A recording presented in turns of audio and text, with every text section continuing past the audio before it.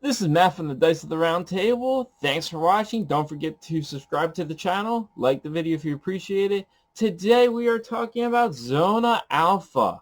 This is a new book from the Osprey Blue Book series. This is near future, think Fallout-ish, but has a flavor of Frostgrave to it. So I got to play this for the first time the other day. I really did not have this on my radar until I saw this show up in my Facebook feed. So initial idea, so it's got no specific miniature line to it. You can use a large variety, and I'm going to show you 4 different factions I can field with miniatures I already have. Now, some of the equipment is going to be already predictated by the model because the game does encourage you to play and have armed what the model has. So it's easy to notice because this can be so detailed. So really quick, so in the near future, aliens basically or something has happened and there's a zone. It's called the exclusion zone. And teams are hired to go in and find the stuff they left behind because it's artifacts. But there's things that happen in the zone. So there's zombies, there's rat swarms, there's mutants, there are bandits that are in there hunting for stuff too. So overall, quickly, you get a 12 activation list. So you have veterans, hardened, or rookie.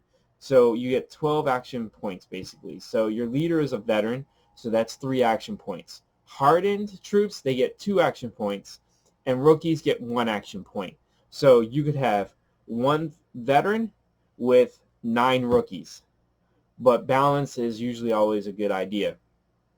So you can mix around with the veteran status for your starting crew. Everyone gets a ranged weapon, a melee weapon.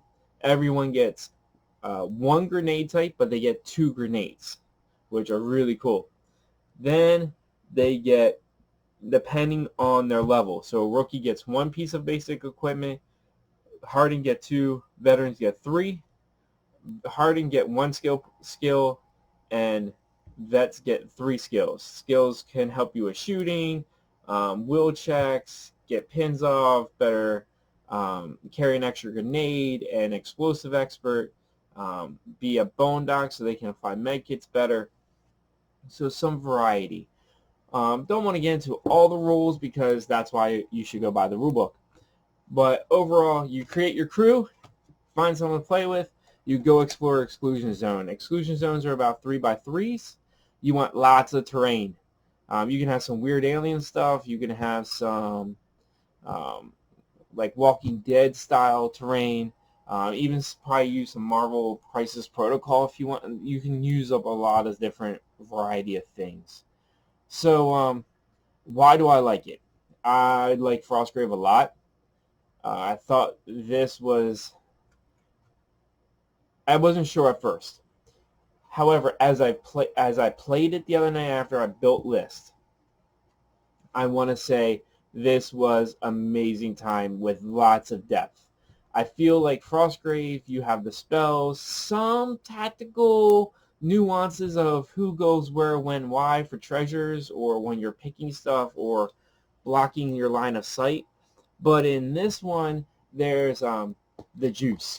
So it's a piece of basic equipment. It gives you 2 extra actions. So a vet can go from 3 to 5 actions. But the downside with the juice, it goes down to 1 action next turn because they're coming down from their high. But in a game the other night, I had a guy go 20 inches and was able to pick up an artifact that someone else dropped because they got shot up. And well, I have the artifact. I'm good. Game over. I'm the last one with the artifact, and I got it. But it's all because I was able to pump the guy with juice, go on up there. What's important? Having some guys with the juice, having med kits, because everyone's 1 health except for your vet. Your vet is the only one with 2 health. But what's really awesome is when you get wounded, you are out of the action. Someone can come by, put some med kit on you, and get you back in the action. If someone tries to remove your model from the game, they can. You take them out of action, go up and kill them again, and they're gone. They're just totally gone from the crew. If anyone's out of action at the end of the game, they might have some trauma. They might have some battle scarring. And the battle scarring is really cool because maybe they're obsessed about, I need to get into the fight. I need to scavenge. I'm paranoid. Or maybe there's nothing wrong with them. Maybe they got hamstrung and so they have limited mobility. They can't climb. Stuff like that. Give them a little flavor. What is interesting is there are factions, and the factions get different things. But I don't know how. It's very flavorful. My first group I created was the cult.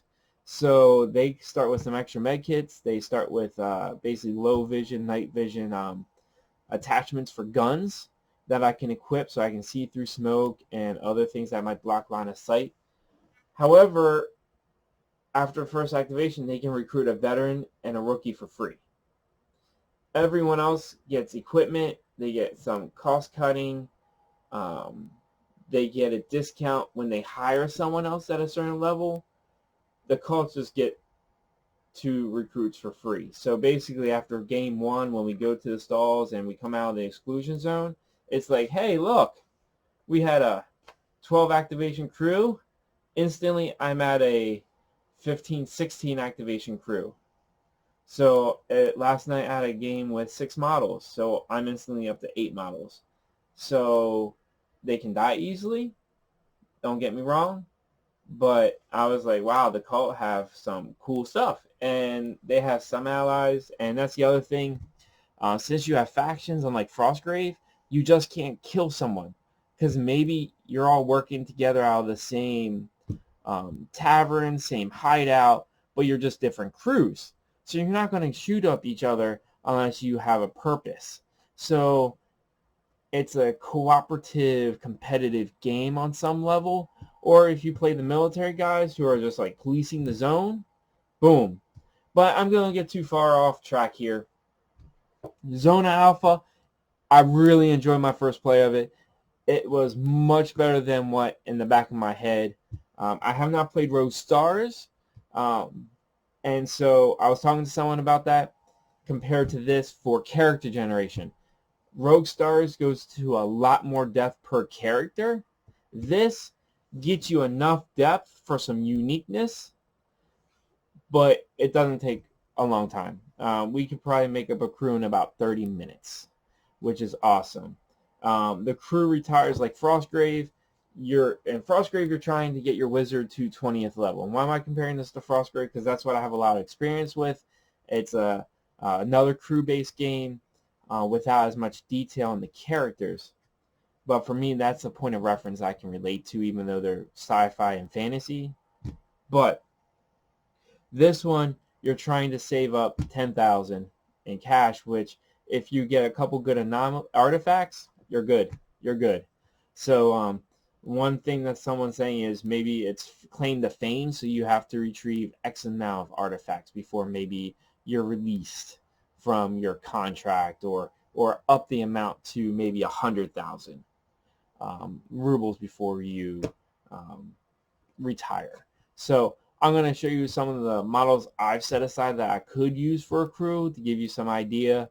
But there's a Facebook page that has a great listing of like 28 different miniature lines they recommend. If you have bold action stuff, you can mix that in with some sci-fi bits or modern bits from a Nufford sprue. Delve into your bit box. You never know what you might have.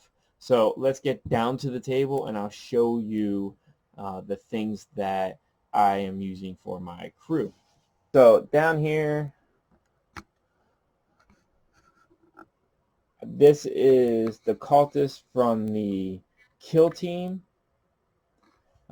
starter box that came out, what, a year ago or so. So basically assault rifle, shotgun, I got machete with a pistol, grenade launcher. This guy's I used as my leader with an assault rifle.